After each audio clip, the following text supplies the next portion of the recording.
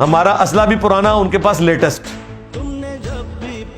और मुझे बताएं, तलवार का मुकाबला तो वो सुल्तान रही जो है बेलचे के ऊपर गोलियां रोक सकता है भाई, हम नहीं रोक सकते, ये पॉसिबल ही नहीं है। फिर हम इस काबिल भी नहीं है कि हम 1 महीने के लिए अपनी फौज को बॉर्डर पे लगा सके इंडिया के खिलाफ।